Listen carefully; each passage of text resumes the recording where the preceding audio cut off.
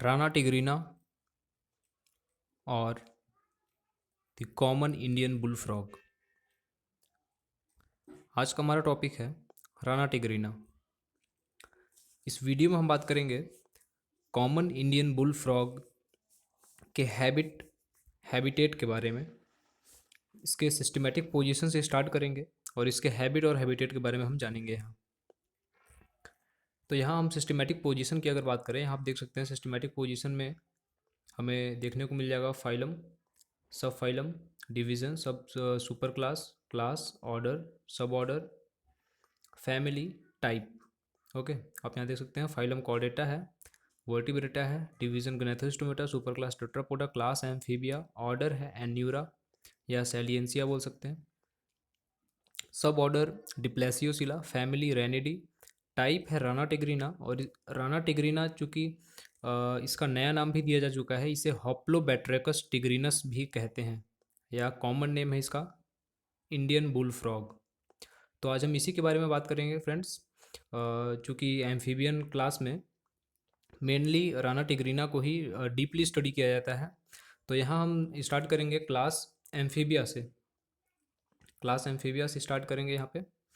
और आप देख सकते हैं यहाँ पे दिया हुआ है क्लास एम्फीबिया को डिस्क्राइब किया गया है यहाँ कि in early Carboniferous period some crossopterygian fishes develop into first land vertebrates known as stem amphibia और लेब्रिंथोडोंटिया।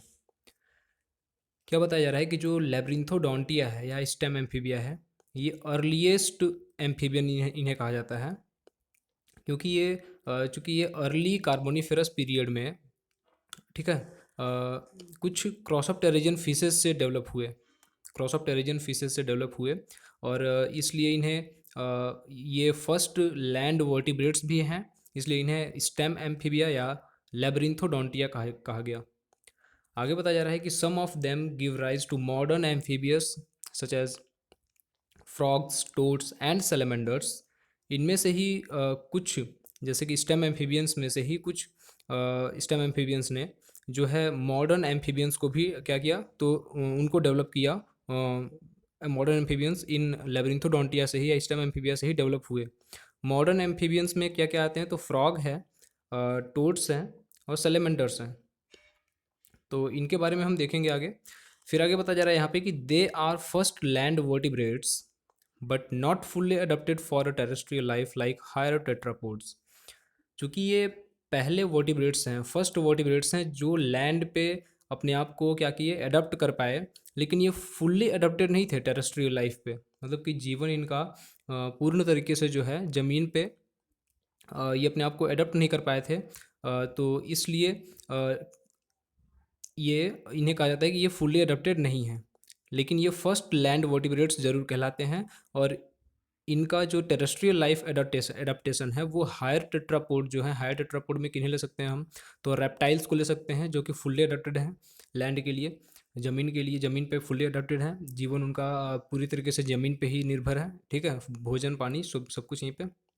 लेकिन रेप्टाइल्स की तरह ये एम्फीबियंस जो हैं ये अडेप्टेड नहीं है, फुल्ली अडेप्टेड नहीं है, क्योंकि इनका लाइफ जो है क्या है कि डिपेंडेंट है लैंड और वाटर दोनों पे। किस तरीके से इनका नाम इंडिकेट करता है इनके जीवन शैली को, तो यहाँ बता देख सकते हैं कि नेम क्लास एम्फीबिया जो है, क्लास का नाम जो एम्फीबिया लिया गया है ये ग्रीक वर्ड है, ठीक है, ग्रीक वर्ड से बना हुआ है एम्फीबिया।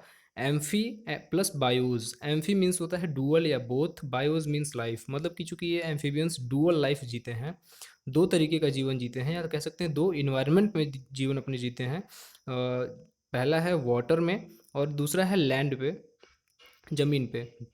जो इनका मुख्य या ज़्यादा समय जो बीतता है वो वाटर में होता है, क्योंकि इनका मेन फंक्शन जो है वो वाटर में ही पाया जाता है, पानी में ही, जल में ही पाया जाता है, ठीक है। तो फिर आगे बताया जा रहा है कि 10 class amphibia represents a transitional group between aquatic and terrestrial vertebrates. इस तरह से हम कह सकते हैं कि एम्फीबिया जो क्लास है ये एक ट्रांजिशनल ग्रुप के तौर पे हम इसे देख सकते हैं कि जो एक्वेटिक जल के जीव और टेरेस्ट्रियल जो थल पे हैं जीव, वर्टिब्रेट्स, ठीक है, वर्टिब्रेट्स में जो जल में वर्टिब्रेट्स हैं और जो थल में वर्टिब्रेट्स हैं, या कह सकते हैं कि फिशेज में सामान्य तरीके से कह सकते हैं फिशेस जो हैं, और इधर रेप्टाइल्स में, इन दोनों के बीच जो है ट्रांजिशनल ग्रुप के तौर पे क्लास एम्फीबिया जो है इसको देखा जा सकता है, क्योंकि इनका जो जीवन है वो पानी पे भी निर्भर है और ज़मीन पे भी निर्भर है।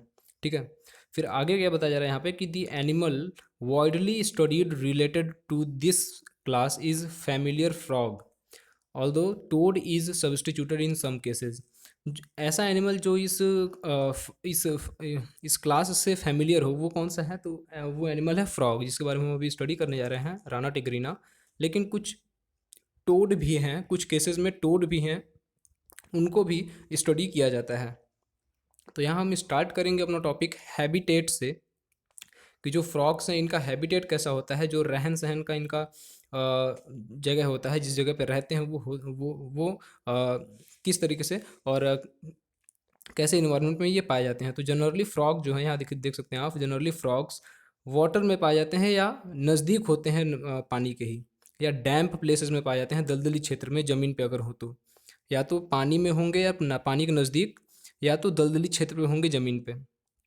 राना टिग्रीना की बात करें पर्टिकुलरली, तो ये नियर परमानेंट फ्रेश वाटर के पास रहता है, मतलब कि ये जो मीठे जल के नज़दीक होगा, चाहे वो जो मीठे जल का स्रोत होगा, चाहे वो झील हो सकती है, कोई तालाब हो सकता है, या जहाँ पानी इकट्ठा हुआ हो, ठीक है, वो जगह पे राना टिग्रीना जो है आपको मिल जाएगा, परमानेंट फ्रेश वाटर जहाँ पे पाया जाता हो, रिजर्वायर जहाँ पे हो।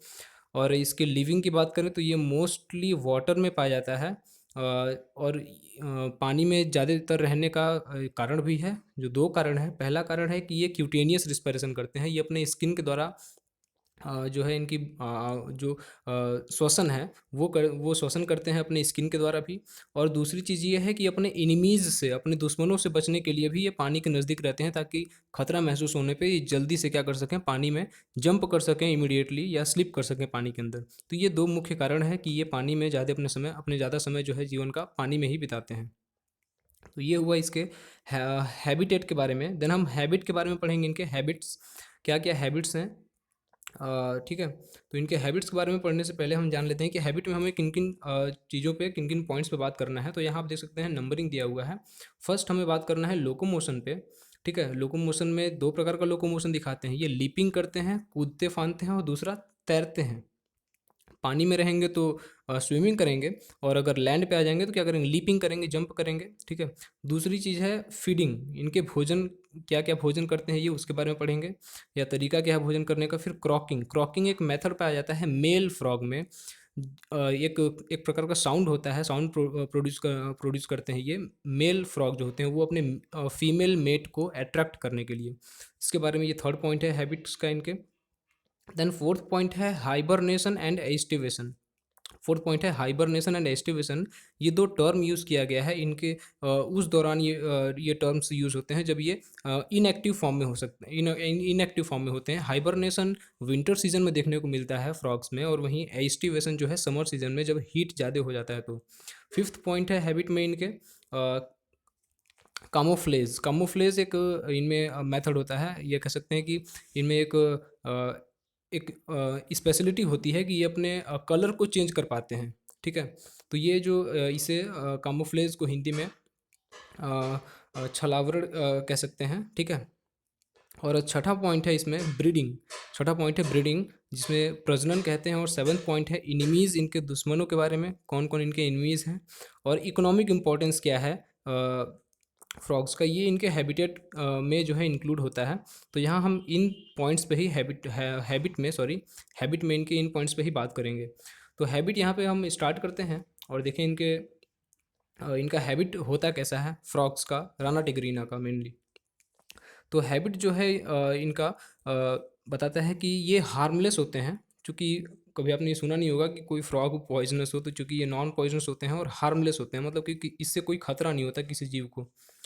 हाँ, इंसेक्ट्स को छोड़ के ह्यूमन में हार्मलेस होते हैं, ह्यूमन के लिए, ह्यूमन बींग के लिए, या अदर एनिमल्स के लिए। इंसेक्ट्स पे ही फीड करते हैं। नॉर्मली साइलेंट होते हैं ये। ठीक है, और नॉर्मली साइलेंट एनिमल होता है। Very agile and excellent jumper होते हैं। क्या होते हैं ये, एक्सीलेंट जंपर। ये जंप करने की इनकी जो कैपेबिलिटी होती है वो बहुत अच्छी होती है। यहाँ आप फिगर में देख सकते हैं, आपको इनके इनके जंपिंग का पैटर्न दिखाया जा रहा है, ठीक है। और अगर हम इनको डिटेक्ट करना चाहें फ्रॉग्स को, तो इन फ्रॉग्स को जहाँ इनका प्लेस है, लिविंग प्लेस है, अगर कहें कि हम किसी दलदली क्षेत्र में इनको पहचानना चाहें कि यहाँ पे है कि नहीं, तो सामान्यतः जो है इनको डिटेक्ट आप नहीं कर पाएंगे, नहीं पहचान पाएंगे। जब तक पानी में डिस्टर्बेंस न पैदा हो तब तक फ्रॉग्स वहाँ दिखाई नहीं देंगे। तो पॉइंट फर्स्ट से जो है हम स्टार्ट करते हैं लोकोमोशन से। लोकोमोशन से स्टार्ट करते हैं, चूँकि फर्स्ट पॉइंट हैबिट में इनके लोकोमोशन था। तो लोकोमोशन पहले बताया गया आपको कि लोकोमोशन इनका दो प्रकार से होता है। पहला लीपिंग, जिसमें ये लैंड पे यूज़ करते हैं जंप करने में, कभी कभार वाटर में भी, ठीक है। और दूसरा है स्विमिंग, जो तैरने के लिए।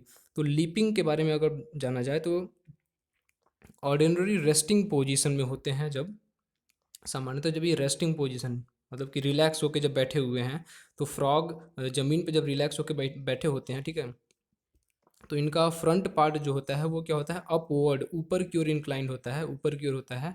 और इस पोजीशन को जब ये बैठे होते हैं, उस पोजीशन को बोलते हैं स्क्वाटिंग पोस्चर। स्क्वाटिंग पोस्चर कहते हैं जब मेंढक रिलैक्स फेज में बैठे होते हैं, that position called as squatting posture, ठीक है। फ्रॉग जो है ये, इनकी लीपिंग का डिस्टेंस होता है वो 1.5 से 2 मीटर तक का हो सकता है डिस्टेंस। और सडनली इनमें लीपिंग जो है सडनली पाया जाता है, ठीक है, लीपिंग सडनली पाया जाता है। और ये लीपिंग में मदद करता है इनका पावरफुल हाइंड लेग, जो जेड मैनर में जब ये बैठे होते हैं, सिटिंग पोस्ट स्क्वाटिंग पोस्चर में होते हैं, तो जेड मैनर में बना हुआ होता है। और ये स्प्रिंग लाइक एक्ट करता है, जो इनको लीप करने में हेल्प करता है। अगर ज़मीन पे बात करें, लैंड पे, ऑन लैंडिंग बैक, जब ये ज़मीन पे, मतलब कि एक बार जंप किए, ठीक है, जंप करने के बाद जब ये लैंडिंग करने के लिए ज़मीन पे आ रहे होते हैं, तो इनका फोर लिम्ब जो है, ये शॉक एब्जॉर्बर के तौर पे वर्क करता है। शॉक को एब्जॉर्ब करता है, मतलब कि अगर आप कहीं से कूदते हैं तो आपके पाँव में क्या होता है, हमारे पाँव में क्या होता है कि झटका पड़ता है, एक शॉक लगता है। तो जब इस तरीके से फ्रॉग भी जब जंप करते हैं, तो जंपिंग में तो इनका जो है हाइंड लिम्ब जो है मदद करता है, पावरफुल हाइंड लिम्ब मदद करता है। लेकिन जब ये लैंड करते हैं जंपिंग करने के बाद, तो इनका फोर लिम्ब जो है शॉक एब्जॉर्बर के तौर पे वर्क करता है। पहले फोर लिम्ब ही ज़मीन पे आता है, ठीक है। और फोर लिम्ब साथ ही शॉक एब्जॉर्बर के तौर पे काम करता है। यह साथ ही ये जो है मैनिपुलेट करता है और एडजस्ट करता है जंप का डायरेक्शन, किधर जंप करना है, इस डायरेक्शन को भी एडजस्ट करता है और उसको मैनिपुलेट करता है फोर लिम्ब। तो ये हो गया इसका लीपिंग, लोकोमोशन का तरीका, पहला लीपिंग। और सेकंड जो है हम बात करेंगे स्विमिंग के बारे में। जो स्विमिंग वाटर में जब पाए जाएंगे फ्रॉग्स, तब देखने को मिलेगा। तो स्विमिंग जो है वाटर में किया जाता है, और हाइंड लिम्ब एक्ट करता है प्रोपेलर की तौर पे, प्रोपेलर के जैसा एक्ट करता है। और बैकवर्डली स्ट्रोक जब मारते हैं अपने हाइंड लिम्ब से, तो ये प्रोपेलर के तौर पे चूँकि एक्ट कर रहा है, तो हेल्प करता है। इस अपने टोज़ को क्या करते हैं ये, तो स्प्रेड कर लेते हैं। और चूँकि इनके इनके हाइंड लिम्ब में क्या होता है कि ब्रॉड वेब्स होती हैं, ठीक है। तो इस तरीके से बॉडी जब अपने हाइंड लिम्ब को जब ये बैकवर्डली स्ट्रोक करते हैं उसकी मदद से, तो इनकी बॉडी मूव करती है आगे की ओर, फॉरवर्ड मूव करती है। वहीं फोर लिम्ब जो है, स्विमिंग में इसका कोई फंक्शन नहीं होता main function, but two basic functions जो हैं परफॉर्म करता है। पहला कि एनिमल का जो डायरेक्शन है स्विमिंग के दौरान भी, उस डायरेक्शन को, मूविंग का डायरेक्शन जो है ये गाइड करता है, मूव करने में गाइड करता है। दूसरा प्रोपेलिंग में हेल्प करता है एनिमल को, कुछ हद तक जो है प्रोपेलिंग में हेल्प करता है, एनिमल को आगे की ओर धक्का देने में मदद करता है। फिर आगे बात करें तो जब फ्रॉग जो है सरफेस पे आते हैं, चूँकि ये इनका जो श्वसन है वो ये पानी के अंदर होंगे तो भी श्वसन होता रहता है, और लैंड पे होंगे तो भी श्वसन, इनका रिस्पिरेशन जो है वो होता रहता है। इनमें कई प्रकार से कह सकते हैं कि जो है कि क्यूटेनियस रिस्पिरेशन भी होता है और लंग रिस्पिरेशन भी होता है। कई प्रकार से बक्कल रिस्पिरेशन भी करते हैं। तो जब ये लैंड पे होते हैं, लैंड के सरफेस पे होते हैं, तो ब्रीथ करते हैं या सिंपली फ्लोट करते रहते हैं, ठीक है। जब फ्रॉग सरफेस पे आते हैं तो ब्रीथ करते हैं ज़मीन पे, नहीं तो ऐसे सिंपली फ्लोट करते तैरते रहते हैं पानी में। और केवल तैरने के दौरान जो है इनका केवल स्नाउट जो है, जो मुंह के आगे का हिस्सा जो है, स्नाउट, वो केवल क्या होता है कि नॉस्ट्रिल सहित पानी से बाहर की ओर निकला हुआ होता है, और फोर लिम्ब के साथ with four limb and hind limb जो होते हैं उस दौरान एक्सटेंडेड होते हैं पानी में। या साफ साफ कह सकते हैं कि जब ये लैंड पे होते हैं तभी ब्रीदिंग कर रहे होते हैं, और जब ये पानी में होते हैं, जब फ्लोट कर रहे होते हैं अपने आप को जो है, तो अपना इनका फोर लिम्ब और हाइंड लिम्ब जो है वो पूरी तरीके से फैला लेते हैं ताकि अपनी बॉडी को पानी पे बैलेंस कर सकें। और उस दौरान इनका जो स्नाउट है वो विद नॉस्ट्रिल पानी से बाहर की ओर होता है, ताकि ब्रीदिंग जो है नॉस्ट्रिल के थ्रू करते रहें ये। ठीक है। फिर आगे बताया जा रहा है कि फीडिंग के बारे में। इसके फीडिंग जो है, चूँकि बताया गया कि ये कार्निवोर होते हैं, इंसेक्ट्स पे फीडिंग करते हैं, वॉर्म्स पे फीड करते हैं, मोलस्क्स हैं, टेडपॉल्स हैं, जिनको ये अपने प्रोट्रूजिबल स्टिकी टंग की मदद से, जो इनका टंग होता है ये क्या होता है कि प्रोट्रूजिबल होता है, ऐसा इनका जीभ होता है जो बाहर की ओर निकल सके। हमारी टंग क्या है, फ्री होती है आगे की ओर से, लेकिन पीछे की ओर से क्या है, अटैच्ड होती है। वहीं फ्रॉग्स में क्या होता है कि जो इनका टंग होता है वो आगे की ओर से अटैच्ड होता है, और जो अंदर का हिस्सा होता है वो फ्री होता है। तो ये फ्लैप के तौर पे यूज़ करते हैं इंसेक्ट्स को कैच करने के लिए। तो सडन फ्लिप करते हैं और अपने लार्ज प्रोट्रूजिबल स्टिकी टंग से, और अटैच कर लेते हैं अपने फ्रंट वाले इंड से, जो कि फ्री बिहाइंड होता है, बिहाइंड साइड से फ्री होता है। और ये अपने भोजन को जब अपनी टंग की मदद से पकड़ लेते हैं तो उसको सीधा पूरी बॉडी को जो है निगल लेते हैं, क्योंकि इनमें चीविंग प्रोसेस जो है नहीं पाया जाता, डायरेक्ट ये स्वेलो कर जाते हैं, निगल लेते हैं अपने भोजन को। इसके फिगर को देखेंगे तो यहाँ आप देख सकते हैं जो इनका मैकेनिज्म है कैप्चर करने का प्रे, वो दिखाया जा रहा है। फिगर नंबर 1 में है कि किस तरीके से स्टिकी प्रेहेंसाइल अपने टंग से इंसेक्ट को पकड़ा गया है, और सेकंड में क्या है कि ये दिखाया जा रहा है कि इंसेक्ट जो है अब अंदर की ओर मुंह में उसको लिया जा रहा है फ्रॉग के द्वारा। तो यहाँ हो गया, हमने देखा फिगर को, फीडिंग का मेथड। और दूसरा तीसरा है पॉइंट हमारा क्रॉकिंग। क्रॉकिंग पहले ही बताया गया कि ये कैरेक्टरिस्टिक होता है फ्रॉग में साउंड प्रोड्यूस करने का। ठीक है, साउंड बना होता है एक तरीके का, जो आपको सुनने को मिलेगा ब्रीडिंग सीजन के दौरान, जब बरसात का जो समय होता है उस दौरान। और ये इसे हम मेटिंग कॉल भी कहते हैं, क्रॉकिंग को। फ्रॉग्स में क्रॉकिंग को मेटिंग कॉल भी कहते हैं, जो प्रोड्यूस किया जाता है ये प्रोड्यूस होता है एक फोर्स के द्वारा, जो लंग पे फोर्स लग रही होती है ओवर वोकल कॉर्ड। लंग से जो एयर वापस आ रही होती है, ठीक है, वो वोकल कॉर्ड पे जब क्या करती है, प्रेशराइज करती है, फोर्स डालती है, तो माउथ कैविटी वोकल कॉर्ड से माउथ कैविटी में जब आ रही होती है, तो ये एंड बैक अगेन जब जा रही होती है, तो पानी के अंदर भी हो, ठीक है, तो ये साउंड जो है इनका निकलता है।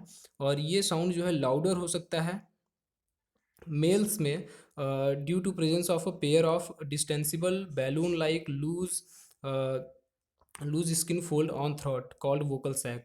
क्योंकि मेल में जो है वोकल सैक पाया जाता है, ये इनका सेक्सुअल डायमोफिज्म का एक करेक्टर भी है।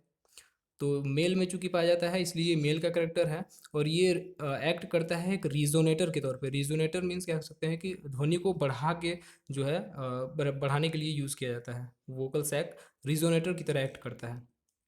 तो ये हो गया क्रॉकिंग। देन फोर्थ पॉइंट जो है हाइबरनेशन एंड एस्टिवेशन। आपको पहले ही बताया गया कि ये दो इनएक्टिव सीजन, इनका जो है इनएक्टिव नेचर होता है एक तरीके का, दो सीजन में पाया जाता है। हाइबरनेशन जो है वो विंटर सीजन में, एस्टिवेशन समर सीजन में। फ्रॉग्स आगे बताया जा रहा है, यहाँ पे देख सकते हैं आप कि फ्रॉग्स जो हैं, फ्रॉग्स कोल्ड ब्लडेड होते हैं। फ्रॉग्स जो है कोल्ड ब्लडेड होते हैं, या इन्हें पोइकिलोथर्मस कहा जाता है। क्यों कहा जाता है इन्हें पोइकिलोथर्मस या कोल्ड ब्लडेड, कैसे कह सकते हैं हम इन्हें, तो चूंकि इनका जो बॉडी टेम्परेचर होता है, बॉडी टेम्परेचर ये अपने बॉडी के टेम्परेचर को इनका कांस्टेंट बॉडी टेम्परेचर जो होता है वो नहीं होता है। ठीक है, इनका बॉडी टेम्परेचर कांस्टेंट नहीं होता, इन्वायरमेंट में जैसा टेम्परेचर होता है उसके अनुसार ही इनके बॉडी का टेम्परेचर भी चेंज होने लगता है, इसलिए इन्हें कोल्ड ब्लडेड कहा जाता है या पोइकिलोथर्मस कहा जाता है। जब एडवर्स इन्वायरमेंटल कंडीशन आता है, जब एडवर्स इन्वायरमेंटल कंडीशन आता है इनके विपरीत, जैसे कि बहुत ज़्यादा ठंडी पड़ने लगे या बहुत ज़्यादा गर्मी पड़ने लगे, तो फ्रॉग अपने आप को क्या करते हैं कि कुछ बॉटम मड में, ठीक है, सॉफ्ट डैम्प बॉटम मड में अपने आप को प्रोटेक्ट कर लेते हैं, या कह सकते हैं कि ज़मीन के अंदर कुछ गड्ढे जो पहले से ये बने हों, या ये अपने फोरलिम के द्वारा बना ले, या पहले से जो गड्ढे बने होते हैं, या पानी में ही दुबक के रह जाते हैं, एक तरीके से कह सकते हैं। तो ये अपने आप को एक तरीके से प्रोटेक्ट करते हैं इन्वायरमेंटल एडवर्स इन्वायरमेंटल कंडीशन से, चाहे वो बहुत ज़्यादा गर्मी का मौसम हो या ठंडी का मौसम हो। तो आगे बताया जा रहा है कि दे बिकम मेटाबॉलिकली इनएक्टिव, इनका ये क्या होते हैं, मेटाबॉलिकली इनएक्टिव हो जाते हैं एंड फीडिंग को स्टॉप कर देते हैं। इस दौरान जो है ये केवल अपने फैट पे, अपने ग्लाइकोजन पे जो स्टोर्ड होता है इनके बॉडी में, वो अपने फैट और ग्लाइकोजन पे ही अपने जीवन को जी रहे होते हैं। इस जो है ये टर्म दिया गया है चाहे हाइबरनेशन हो चाहे एस्टिवेशन के दौरान। ठीक है। लंग रिस्पिरेशन इनमें इस दौरान रोक दिया जाता है क्योंकि क्यूटेनियस रिस्पिरेशन जो है अपने डैम्प स्किन के थ्रू, जो इनका डैम्प स्किन होता है अलोन सफिशियंट होता है उस दौरान, क्योंकि इनके बॉडी का मोस्ट ऑर्गन जो है फंक्शन में नहीं होता, तो क्यूटेनियस रिस्पिरेशन ही सफिशियंट होता है इनको जीवित रखने के लिए। तो आगे बताया जा रहा है कि दिस स्टेट ऑफ डॉर्मेंसी और suspended animation is called hibernation और विंटर स्लीप ड्यूरिंग विंटर। ये जो स्टेट है डॉर्मेंसी का, इनएक्टिव होने का जो स्टेट है ठीक है, इसे विंटर स्लीप या हाइबरनेशन कहते हैं, जो विंटर सीजन के दौरान देखने को मिलता है। और वहीं एस्टिवेशन कहते हैं या समर स्लीप कहते हैं, ये समर सीजन में पाया जाता है। इसका फिगर भी है, हम आगे देखेंगे फिगर इसका। यहाँ बताया जा रहा है कि with the end of cold और विंटर, मतलब कि बताया जा रहा है कि कोल्ड विंटर या हॉट समर सीजन के खत्म होने के बाद फ्रॉग अपने नॉर्मल एक्टिव लाइफ को दोबारा से जीने लगते हैं। और फिशर के अनुसार बताया जाता है कि frog do not undergo aestivation. Fischer Sigwart इन्होंने अपना वर्क दिया है फ्रॉग पे, इनके अनुसार बताया जाता है कि फ्रॉग्स जो हैं एस्टिवेशन नहीं दिखाते हैं, नहीं करते हैं। आगे पांचवा पॉइंट है कामोफ्लेज। कामोफ्लेज आपने अक्सर सुना होगा कि फ्रॉग्स में कलर चेंजिंग का जो है एक एबिलिटी पाई जाती है। तो आगे यहाँ बताया जा रहा है कि frog can change their skin colour, ठीक है, अकॉर्डिंग टू सराउंडिंग, अपने जो इनके सराउंडिंग में पाया जाता है, या कह सकते हैं कि अगर ये घास में पाए जा रहे हैं तो घास के कलर का ग्रीनिश जो है अपना कलर चेंज कर लेंगे, या वाटर में पाए जा रहे हैं तो उस तरीके से पत्थर वत्थर के नज़दीक पाए जा रहे हैं तो ब्राउनिश अपना कलर चेंज कर लेंगे नज़दीक। इस तरीके से अपने कलर को चेंज करने का इनमें एक एबिलिटी होती है जिसे कामोफ्लेज कहा जाता है। जो इनका कलर का चेंजिंग है वो पॉसिबली डिस्पर्जन के द्वारा या concentration of special amoeboid pigment cell जो इनके स्किन में प्रेजेंट होती है उसके कारण होता है। जो स्पेशल अमीबॉइड पिगमेंटेड सेल्स होती हैं इनका जो संग्रहण कह सकते हैं, इकट्ठाकरण होता है कॉन्सेंट्रेशन के कारण या पॉसिबली डिस्पर्जन के कारण पाया जाता है। फिर आगे बात करेंगे ब्रीडिंग के बारे में। ब्रीडिंग जो हमारा सिक्स्थ पॉइंट है इनके ब्रीडिंग के बारे में बात करें तो जैसे ही रेनी सीजन की शुरुआत होती है, बरसात का मौसम जैसे ही आता है, तो आप देखेंगे कि फ्रॉग्स जो हैं इमिडिएटली एस्टिवेशन से निकल आते हैं। चूँकि एस्टिवेशन कब पाया जाता है, समर सीजन में, तो गर्मी के बाद ही तो बरसात आती है। तो जैसे ही बरसात की शुरुआत होगी तो एस्टिवेशन पीरियड इनका खत्म हो जाएगा और साथ ही इनका ब्रीडिंग सीजन स्टार्ट हो जाता है जुलाई से सितंबर तक का। ठीक है। जो मेल जो होते हैं वो इकट्ठा होते हैं एक कहीं सैलो वाटर में, अप्रोप्रिएट उस अपने सुविधाजनक सैलो वाटर में, छिछले पानी में इकट्ठा होंगे और अपना जो साउंड प्रोड्यूसिंग का इनका फंक्शन होता है वो क्रॉकिंग स्टार्ट करते हैं फीमेल को अट्रैक्ट करने के लिए, अपने मेटिंग के लिए या कॉपुलेशन के लिए। जो मेल होते हैं मेल फ्रॉग, ये क्या करते हैं, mount upon back of female. Copulation के दौरान क्या होता है इनमें कि जो मेल होता है वो फीमेल फ्रॉग की बैक पे पीठ पे जो है माउंट कर जाता है, चढ़ जाता है और फर्मली ग्रैस्प फर्मली तेजी से कस के पकड़ लेता है और around around her thorax by her four limb. जो मेल फ्रॉग का जो फोर लिम्ब होता है, आगे की जो भुजाएं होती हैं, ठीक है, उससे जो है थोरैक्स के अराउंड फीमेल फ्रॉग को फॉर्मली ग्रैस्प कर लेता है, तेजी से जकड़ लेता है। फिर आगे बताया जा रहा है कि the rough and nuptial pad on the bases of inner finger of male are fully developed during breeding season help him in holding the slippery female।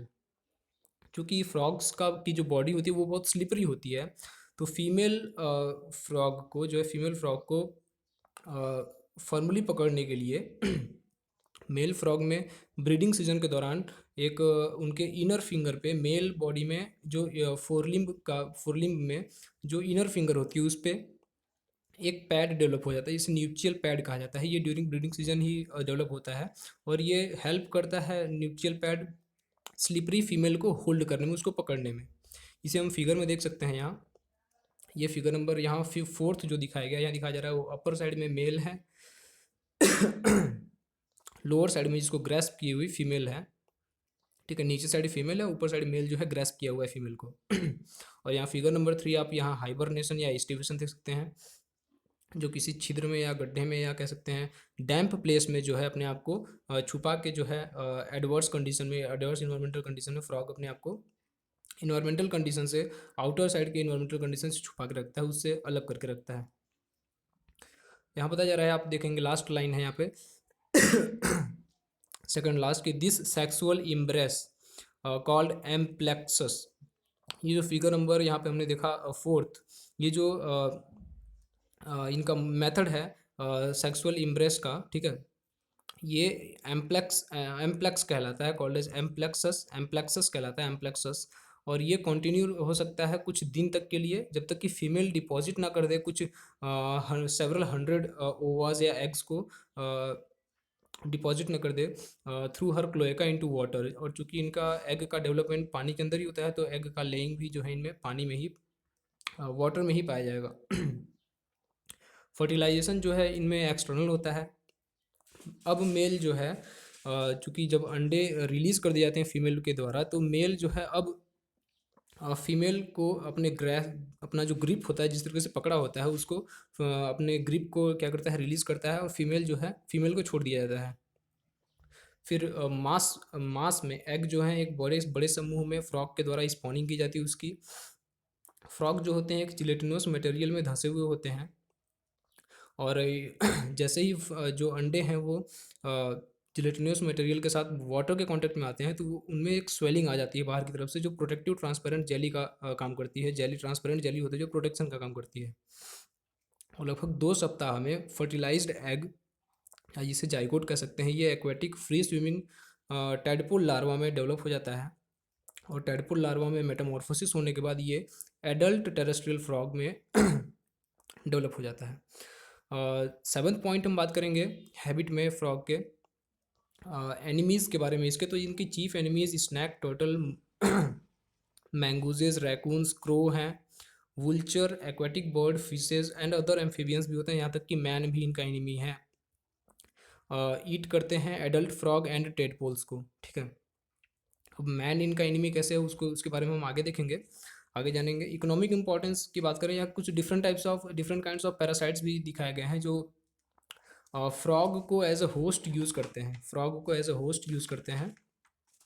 Economic importance में अगर हम बात करें तो यहाँ देख सकते हैं आप, दिया गया है कि फ्रॉग जो है स्टडी के लिए vertebrates more than other vertebrates जो हैं, animals more than other vertebrates animals में के तौर पे जो है सबसे ज़्यादा स्टडी जो है फ्रॉग की ही होती है, इसलिए लेबोरेटरी के लिए भी ये यूज़फुल है, रिसर्च के लिए फिजियोलॉजी है, फार्माकोलॉजी है, ह्यूमन प्रेगनेंसी टेस्ट्स है, या और साथ ही फिश बेट के लिए भी, मछली मारने के लिए भी ये यूज़ किया जाता है।